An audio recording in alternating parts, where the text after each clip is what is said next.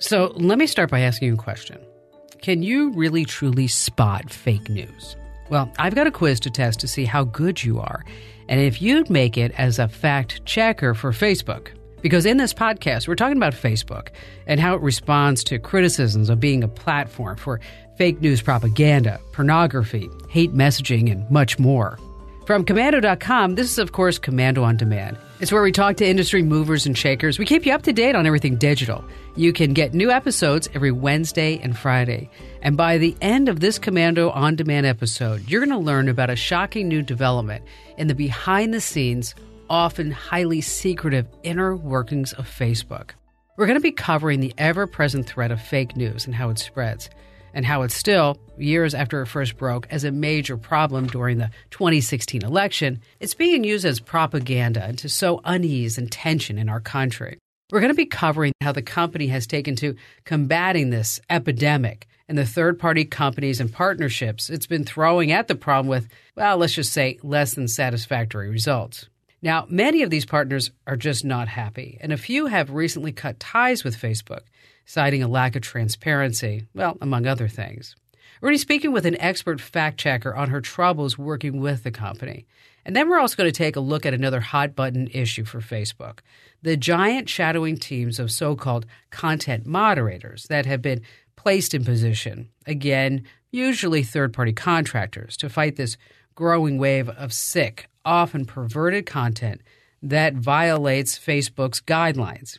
Now, these guys haven't been too happy with how Facebook has been treating them either, with many claiming worsened mental health, some serious grievances about privacy and unfair treatment. And we're going to give you an up-close and personal look at all of these fiascos. But first, before we get all started, we just have to take a moment to thank our partners because they help make these Komando On Demand podcasts possible. When you're hiring, you don't want to waste time sorting through dozens of irrelevant resumes. You want an efficient way to get to a short list of qualified candidates. You need Indeed.com. Post a job in minutes. Set up screener questions based on your job requirements. Then zero in on qualified candidates using an intuitive online dashboard. Discover why 3 million businesses use Indeed.com for hiring. Post a job today at Indeed.com/hire. Search for greatness. Search Indeed. Okay, welcome back. Let's see if you can really spot the fake news. Are you ready? First story. After a local gang opened fire on 2 police officers, a 79-year-old grandmother fought back by picking up an AK-47. Is that real or fake? Okay, next story. A mysterious floating package started a bomb scare, but it turned out to be a NASA weather balloon. Do you think that's real or is that fake? All right, how about this one? The Federal Reserve raised interest rates 4 times during the Trump presidency and never, ever raised it once during Obama's 8 years. All right. Okay, just one more. We're about to get a never-before-seen look at planet Mars when during a rare celestial event, Mars will look to be as big as Earth's moon. Okay, so how'd you do on the quiz? I gave you 4 stories. All right, here's a clue. 3 are fake. 1 is true. If you guess that there really was a NASA floating weather balloon, gold star for you, buddy. You're right. The other stories, the AK-47 carrying Granny, the Federal Reserve, and Planet Mars, so sad, all fakes. We've heard about Facebook's data mining and security risks.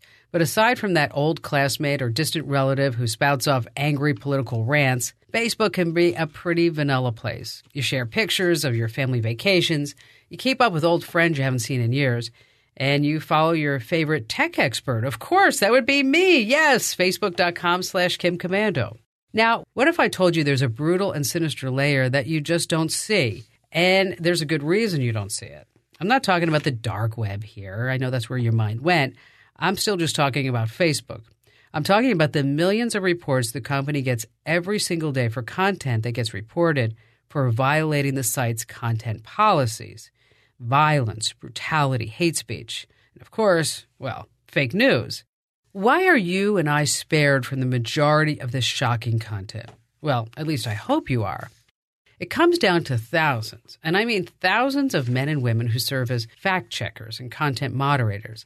These people have the job to sift through this digital garbage every single day. And get this, most of them are not even technically Facebook employees. The company has handed control of what stays and what has to go to armies of third-party contractors.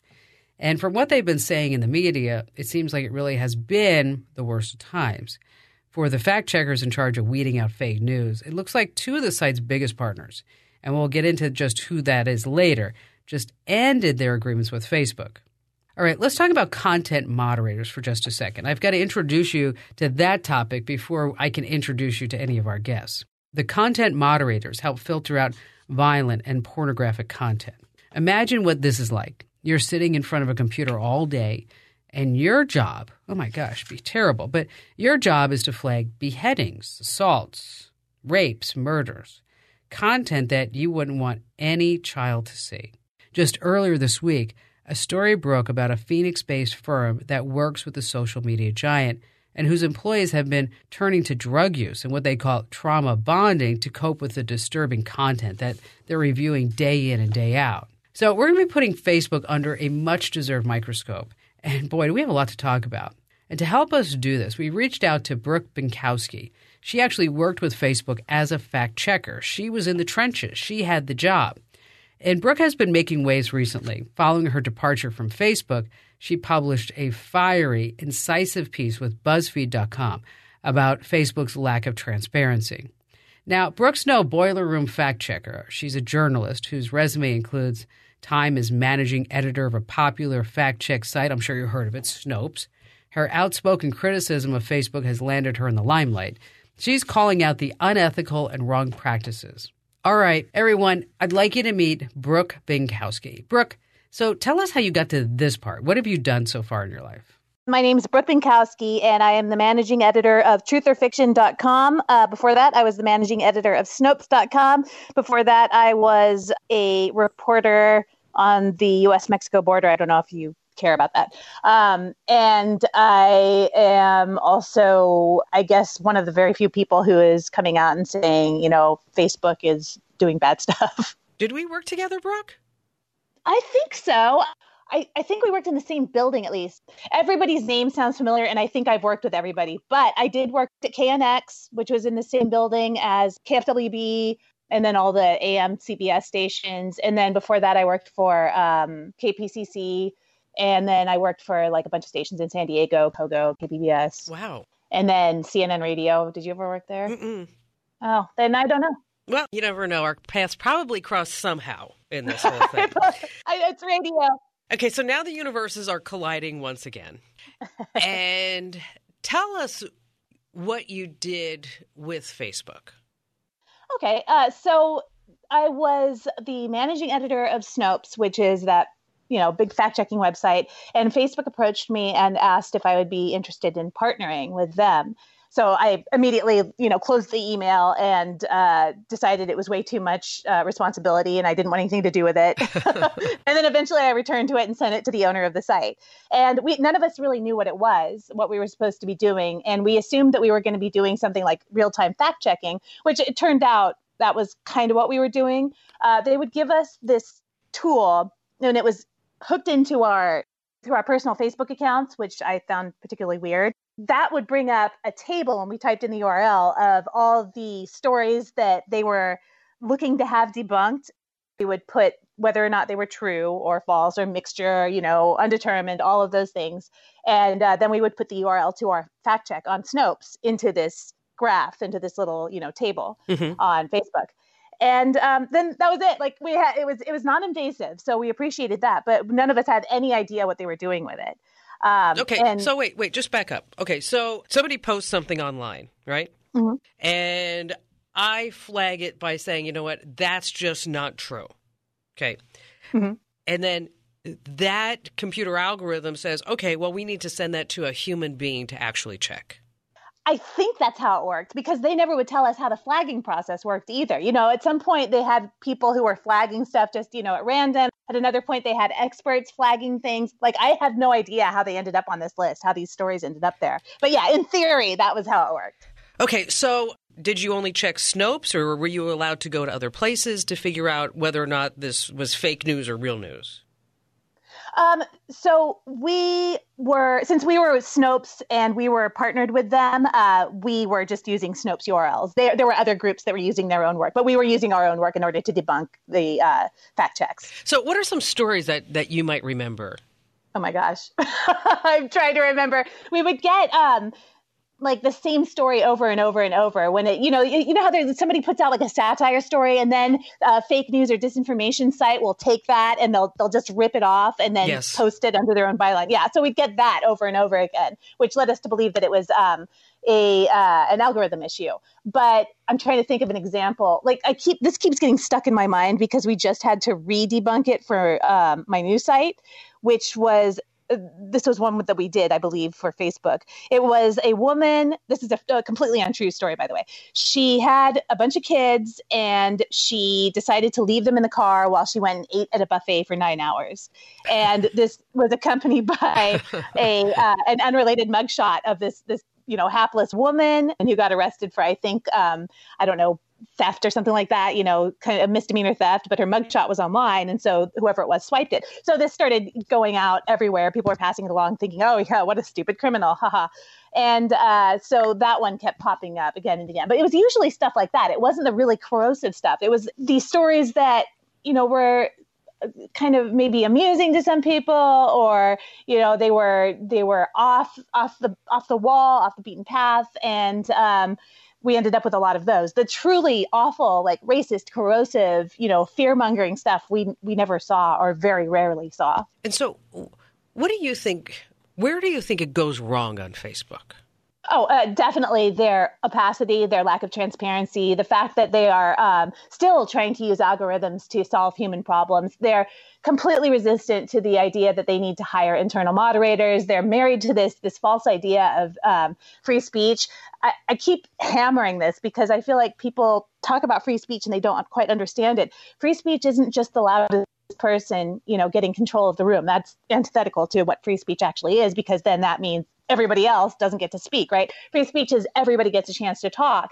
And Facebook is privileging the loudest, most obnoxious people over everybody else with their whole idea of free speech, which means disinformation, because it's shocking and it's emotionally engaging, ends up spreading far and wide and very fast. And then they get, engagement numbers, and then they get more advertising money and so forth. So, But really the biggest problem is lack of transparency and their refusal to admit when they're wrong. All right, we're speaking with Brooke Binkowski. She's a former Facebook fact checker, current managing editor at truthaurfiction.com. And coming up in just a bit, we're going to dig a little deeper. And we're going to find out why Facebook is allowing fake news to make its way into your news feed. But first, a special thank you to one of our partners in this podcast, Robinhood, because they help make these Komando On Demand podcasts possible. Robinhood is an investing app that lets you buy and sell stocks, ETFs, options, and cryptos, all commission-free. Plus, there's no account minimum deposit needed to get started, so you can start investing at any level. The simple, intuitive design of Robinhood makes investing easy for newcomers and experts alike. View easy-to-understand charts and market data, and place a trade in just 4 taps on your smartphone. With Robinhood, you can learn how to invest in the market as you build your portfolio. Discover new stocks, track your favorite companies, and get custom notifications for price movements so you never miss an opportunity to invest. Robinhood is giving listeners of Komando On Demand a free stock like Apple, Ford, or Sprint to help you build your portfolio. Sign up at invest.robinhood.com, invest.robinhood.com. Hey, welcome back. We're here with Brooke Binkowski. She's the managing editor of truthaurfiction.com. Brooke and I have been talking about Facebook's use of third-party companies that flag content as real, fake, or satire on Facebook. And coming up later, we're going to share a story about another company that Facebook hired to moderate content.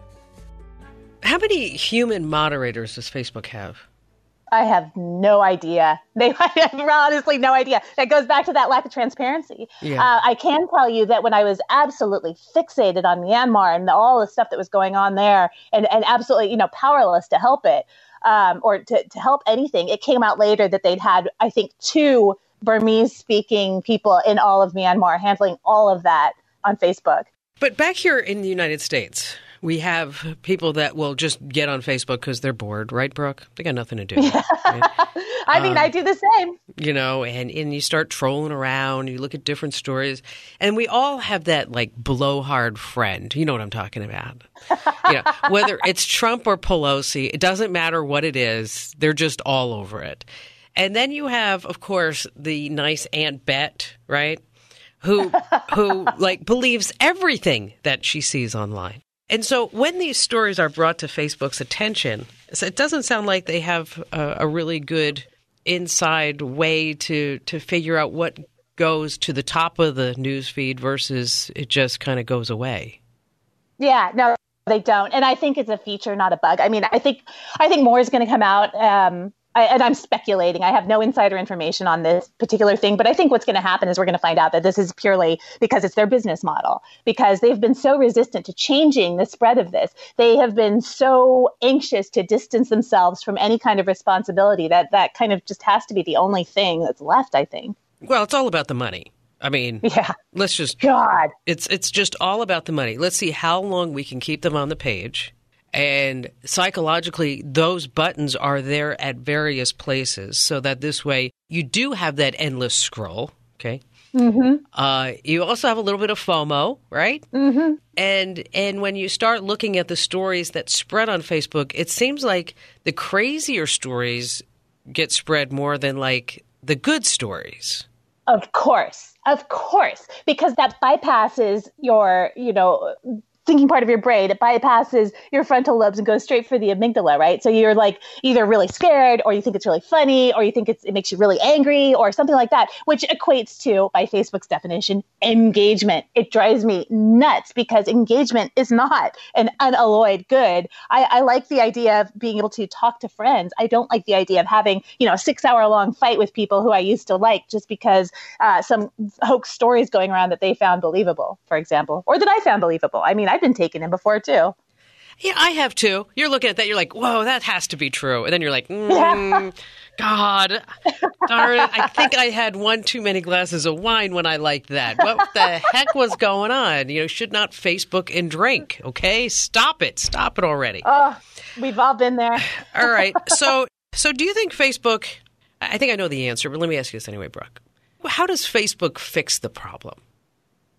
Oh, they hire moderators. They bring in people who are ruthless about stopping this content. You cannot have this happening. And I mean, they have made I get really worked up about this. They have made plenty of money. I did the math at one point and I discovered their annual profit is equal, or at that point was equal to Jamaica's GDP. I don't know. I was just looking at a list of, countries whose GDP was about the same. And, I mean, it's just, I shouldn't say it's disgusting that they made money. I mean, good for them, I guess, but it's disgusting that they made money off these psychological testing, these psychographics. It's spilling our data to everybody, our innermost thoughts, our desires that are now being, cut into little pieces and used to reassemble us basically and push us one way or the other politically. I mean, it was wrong enough when it was being done in the service of consumerism, but now it's just political. They're screwing up elections. I mean, oh my God.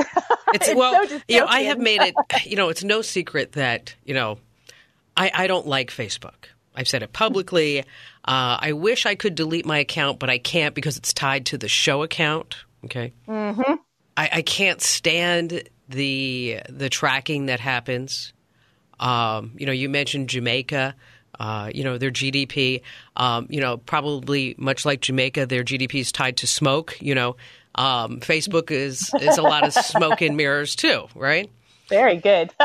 And when you start looking at all the tracking that Facebook does, so the last number I saw was 52,000 data points.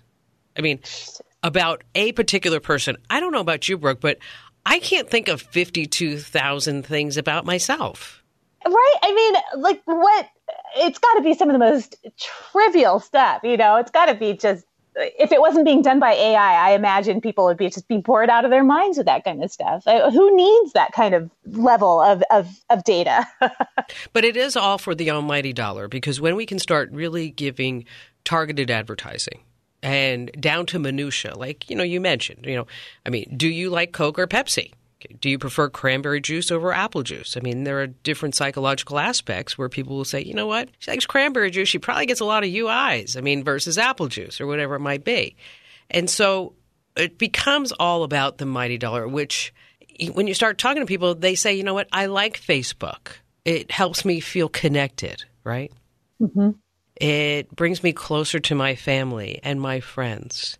But I will tell you that when I quit Facebook, I deactivated my account, and then I realized that I couldn't because of the show page and things like that, is that when I deactivated, I was like a sense of relief. Oh, totally. It's like, oh my gosh, I don't really care what these people in high school do anymore. I haven't seen them or heard from them for like 30 years, right? And, I went to one of my reunions a couple of years ago, and I realized that, I don't have anything in common with them. They don't have anything in common with me. Why are we friends on Facebook? Yeah, there's that as well. But on the other hand, I put myself in a really weird position where I'm actually kind of defending Facebook at the same time that I'm excoriating them. I want them to be better. I find the Facebook experience right now to be very onerous. I don't like their messaging. I don't like the timeline, but I do respect it as an unparalleled method of mass communication. It's got such a great infrastructure that I don't think when people say, oh, do you think Facebook should go? No, I don't. I've seen it. It's been a net positive for a lot of communities, but those algorithms, they need to go. The things that are making us all depressed, the things that are bringing us into contact with the kind of people that we would never even talk to on the street. No. Right. Those need to go. I was at a food court at the shopping mall not too long ago, and I was standing there with my husband, and I looked around and I said, I don't really see anybody here whose house I would like to stay at. And he looked at me and goes, what? I said, just look around. This is like Airbnb. I mean, is there anybody here who you look at them and you say, you know what? Yeah, I can sleep in their house. I can take a bedroom there. It's just crazy. But with Facebook, suddenly we hop on, we talk about things that we shouldn't talk about. I especially like the family tirades that people pop up, and they'll say, I'm never going to talk to my son again because he's got a wife who I don't like, and he likes Trump, and she likes Pelosi, and blah, blah, blah, blah, blah, blah. God. It's just, it's get crazy. And, I have to admit that I've had to really I've had to really regard myself and with all my warts and realize that I have a long way to go as a person, because I used to get on Facebook and I would see that drama and I would be like, oh, I love it. If it doesn't involve me, I love reading the drama. I actually, maybe Facebook did make me a better person because I don't like it anymore. It's just gotten really depressing. So I think the answer, and I agree with you, the answer is human intervention. Computers are only as good as how we program them. I feel like they've forgotten that. I feel like everybody's gone insane. They start talking about AI. It's like, okay, AI is one thing, but this is just a series of increasingly complex algorithms. This is not thinking for itself. If this, was an actual personality, we could talk about it. And you know what? And that's probably a good point, because unless you actually know how a computer works, right? It doesn't do anything that you don't ask it to do. I mean, and you can say we programmed Watson, then Watson will answer certain questions. Well, that's all based upon what we have programmed into that computer before. And so that computer can make assumptions, if, then, or else statements. And that's all it is. And, with all the money, like you mentioned, that Facebook is making, and, Google's guilty of it too, by the way, at YouTube. Mm-hmm. Okay, is that suddenly we're going to depend upon algorithms to make sure that kiddie porn doesn't pop up in the comments at YouTube. Why is there? I think it's all about the money. Maybe it's the responsibility. Maybe it's the politics. I don't know, but there should be more humans involved. Yeah, I agree, and I think that particular failure is, correct me if I'm wrong, but it seems to me that this is a particularly Silicon Valley way of looking at things. This idea that hiring humans is an admission of defeat, that algorithms can't do everything that they were hyped to do. I think we're going to see, just given some stories I read today, we're probably going to see some similar attitudes about blockchain coming up soon. But they just didn't want to say, maybe we were maybe we flew a little too close to the sun here. And I think that resistance has just made everything geometrically worse. So why are you speaking out, Brooke? Because it's wrong, because I care about humans, because I care about humanity, because I care about free and fair elections and democracy, and I like being free. And the end goal of all of this, I've studied disinformation. I actually developed an interest in it when I was in graduate school.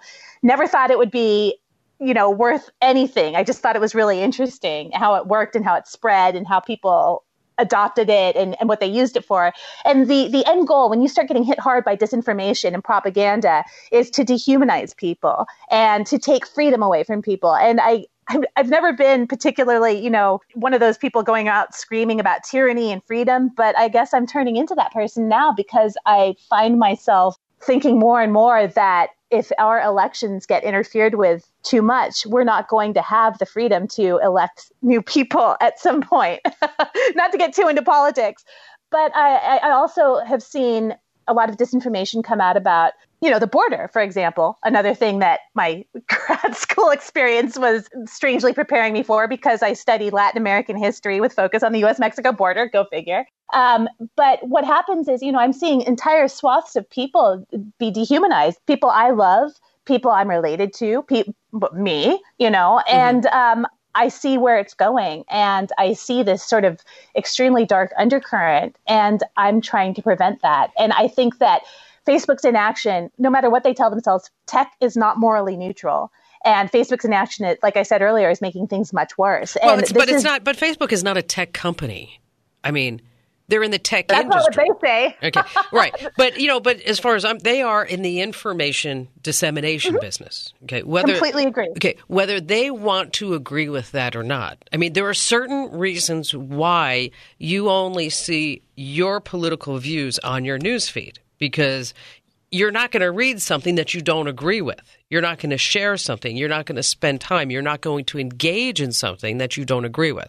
So the opinions and the values and the news that you're getting on Facebook is carefully curated to make sure that you stay on that site the longest time possible so that this way they can collect more data about you and feed you more information. Yes. I mean, well, with the occasional person who you completely disagree with, who you find offensive on every level. So you are encouraged to fight with them, which is more engagement, but only Facebook benefits because they get mad, you get mad, everybody's mad. And then Facebook benefits because then you're spending even longer on your site. And then seeing more advertising. And then it just like this self-perpetuating circle that just keeps going around and around. And what's concerning to me is I don't know what's the last number that you saw, but the last number I saw was like some crazy thing, like 62% of all Americans are getting their primary news from Facebook. Oh, I'm not surprised. I don't know the exact number, but I've heard like jaw-dropping numbers like that. It's just incredible. And you're seeing everything, as you pointed out, being carefully curated by these algorithms that nobody knows the formulas for. I mean, we don't know what criteria they're feeding in to show us these specific people at this specific time on this specific day. But I can tell you that there have been, a lot of studies done, including that weird 2014 experiment that Facebook finally admitted to about how the timeline affects your mood. Do you remember this one? In 2014, there were selected users, they said, who were being shown a certain number, like a larger percentage of depressing updates on Facebook, just to see how it affected their mood. Facebook did this without seeking or obtaining permission, or indeed even telling people on Facebook that they were being experimented on. It turned into a scandal. So they were just giving them, so they would put up like Debbie Downer news? Yeah, they would curate their feed so that they would see only their friends who were depressed. Oh, gosh. I know, isn't it sick? And that was early psychographics. And I thought, at that time, that was as bad as it was going to get. I thought it was shocking. And now, here we are. And it turns out it really did have a dramatic effect on their moods. I mean, it does. Humans are social. Moods are contagious. Crowd behavior is a thing. And for them to just sort of, cavalierly experiment on that behavior without giving us any information about it or any chance to consent to it, I thought was pretty beyond the pale. So what can people do? I mean, pressure Facebook. I would say get off Facebook, but nobody can. It's not realistic. And they've done that too. I mean, people have it for work. I have it for work. Even though I defend it, it doesn't mean I necessarily like it. As it is, I don't like it at all. What you can do is get off Facebook, but that's not realistic, as I said. So pressure Facebook publicly, join on to, these online ways you can pressure them publicly, sign petitions, get involved, pressure your local politicians, your lawmakers to in turn pressure Facebook. They need to face pressure, public pressure on all sides. And it seems to me that public pressure is the only thing that they respond to. Do you think Mark Zuckerberg will ever be like Tom at MySpace? You mean disappear? Yes. And never be quiet for the rest of his career? Oh God, I hope so. I mean, Tom at MySpace, I'm sorry, man. All you did was make it too easy to change your page and we all left. Well, and I don't know I'm sure you remember a couple of years ago, Mark Zuckerberg was going to run for president, run around the country kissing babies. Right. Oh my God. Yeah, I remember that. And then do you remember that weird thing he did with, in the aftermath of the Puerto Rico hurricane? Was it Harvey or Maria? He took a virtual boat around and he's like, oh, look at that devastation. Yes. So, sometimes, Mark, you have to, look beyond your screen. It's called IRL in real life. Yeah. I'm still waiting someday for somebody to call me out on Facebook because I routinely refer to him on my national radio show as Schmuckerberg, instead of Zuckerberg. But he has created a phenomena, whether you like it or not, right? I mean, people are on there. People enjoy it. I've heard from many of my listeners that say, you tell me to get off of Facebook, but I don't know where else to go. Okay. Yeah. Everybody's there, my friends and family. And, there are also these secret groups on Facebook that people like to hang out in. And it seems to give them camaraderie. There's Facebook Marketplace. That seems to be getting a lot of traction. I mean, there are some big forces there, but I think it's every once in a while. I'm really glad that you had a chance to come on with us because you have to have a reality check. You got to sit back every once in a while and say, hey, is this really something that's good for me inside, and what am I really gaining from it, and and how can I expand my horizons? Yes, and it's kind of personal for me as well, beyond the whole worked for Snopes and Facebook and partnership and everything. But I come from an earlier time in the internet. I was online in the 80s. I remember the BBS culture. I remember Telnet. I remember, dial-up, and I remember 2400 baud. I'm not as old school as, I'm not as old school as the 300 baud people, but I came along a couple of years after that. And I was very enthusiastically involved in what we didn't yet call social media, but I was part of the BBS culture. And for me we were all very pro open source. We were, we had that Gen X sort of individualism quality, and we were all big nerds.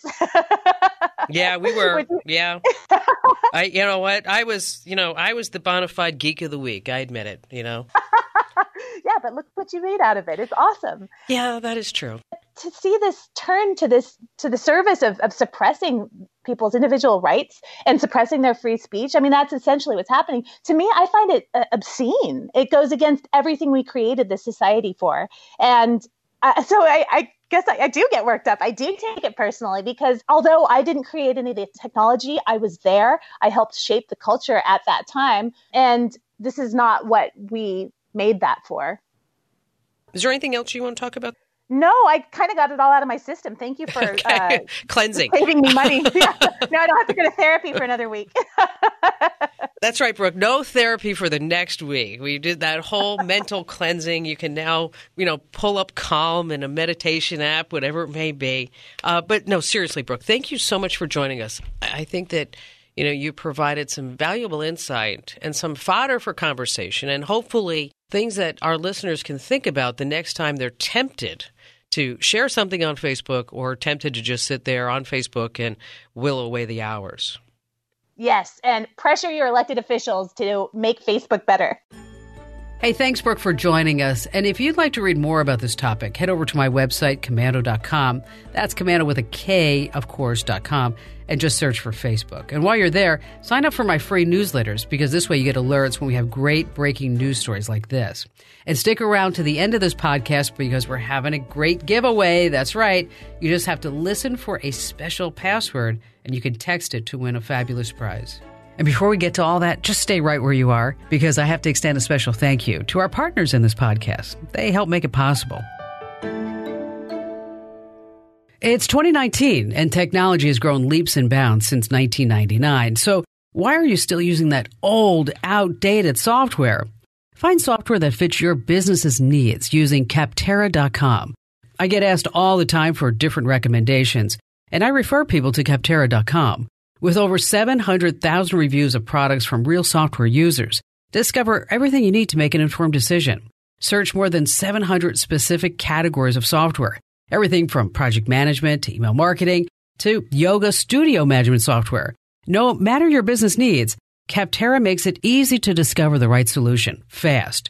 Join the millions of people who use Capterra each month to find the right tools for their business. Visit Capterra.com/Kim today to find the right tools to make 2019 the year for your business.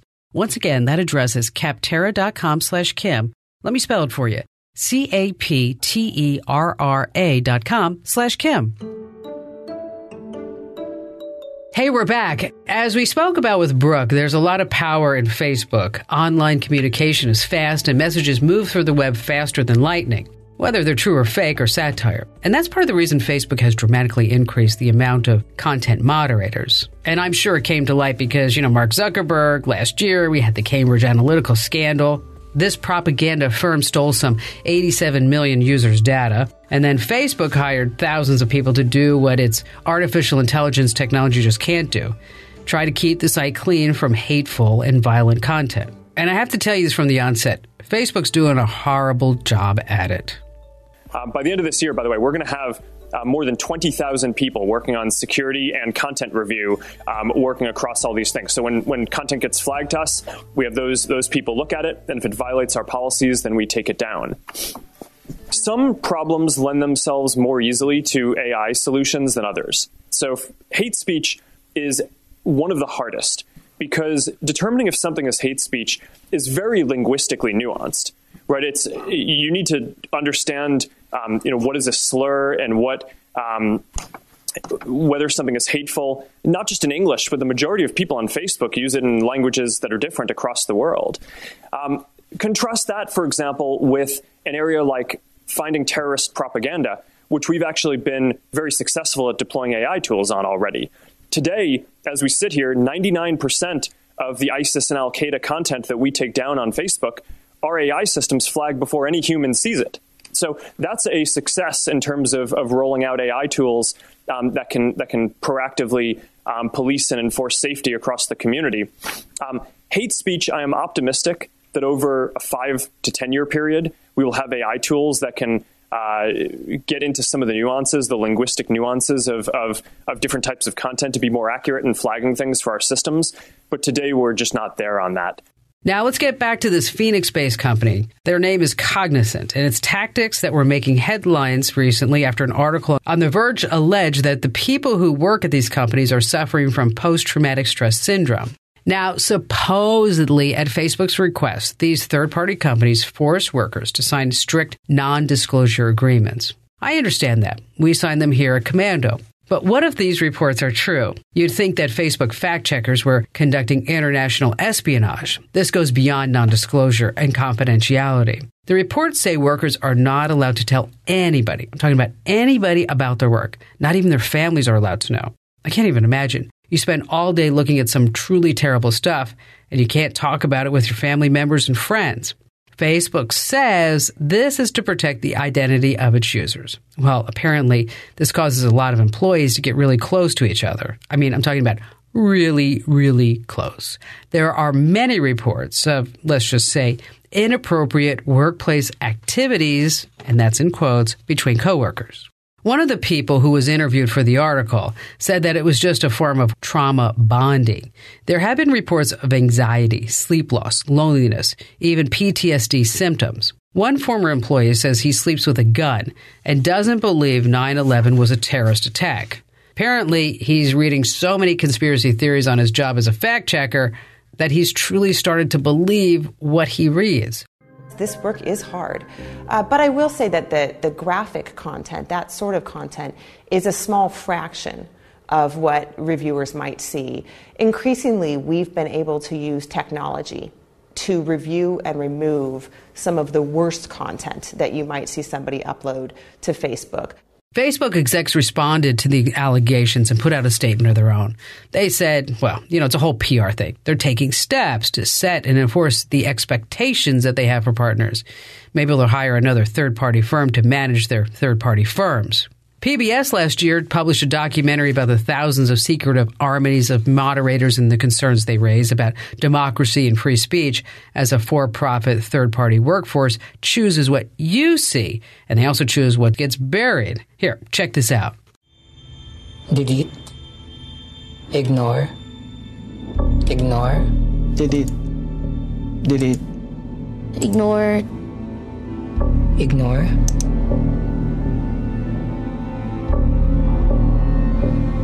Delete. Companies decide what can stay up and what must be taken down. Delete. Outsourcing should be disturbing to people in democratic societies. There are tens of thousands doing this work. All of it's done in secret. They need to be anonymous because we have a contract sign-in. Ignore. Our decisions will impact what 2 billion people are thinking.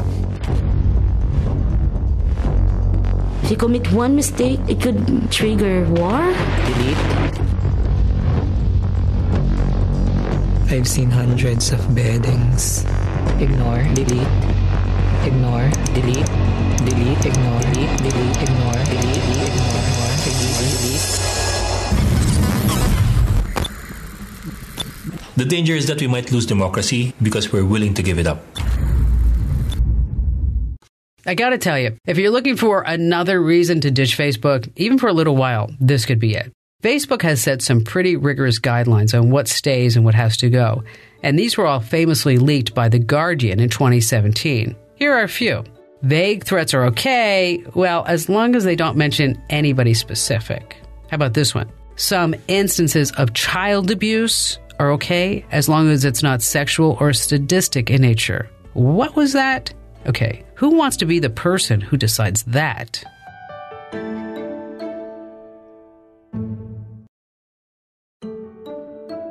So is it time finally to ditch our profiles and timelines and call it quits with Facebook?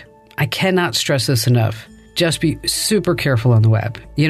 This might be a good time to mention my new Commando community. I've been doing this for years, so I've built a small community of people who follow my show and share information with each other. And I'll tell you, they're really good people. Well, now we're taking this to a bigger scale, and we're launching the Commando community. Head over to commando.com/community and find out how you can join us. It's like Facebook, but it's safe, secure, and we keep your information private. In the meantime, I'd like to thank a few people who did their research to make sure we're as truthful as we can be on every single podcast. And in this podcast, I'd like to thank Brooke Pinkowski, not only for her time working to combat fake news on Facebook directly, but for also joining us for this podcast. I'd also like to thank podcast prepper Bailey Hart for digging deep into the workings of these third-party content moderation companies. Good job, Bailey. And also thanks to our excellent audio editor. She makes us all sound so good. Monica Galembieski. Yes, she's a nice Irish girl. And I also want to thank Mike James. Mike, you make all of our lives so much easier here with all the work you do.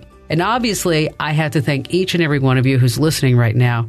Thank you, everyone. You help make this podcast not only possible, but you help make it as great as it can be. And if you liked what you heard today, hey, do us a favor, share it. Help us get some real news out there. And if you're looking for even more great Commando content, check out Kim's Club. It's our exclusive all-access pass to the Kim Komando Show. And your membership helps us to keep putting out these podcasts. Thank you. And as always, I'm Kim Komando, reminding you, keep your chin up and your eyes wide. Stay up to date in the age of fake news by downloading my app, available on iTunes and Google Play, where we bring you the most comprehensive and important news, tips, and secrets about everything digital, including this, the Commando On Demand podcast. And thanks for listening.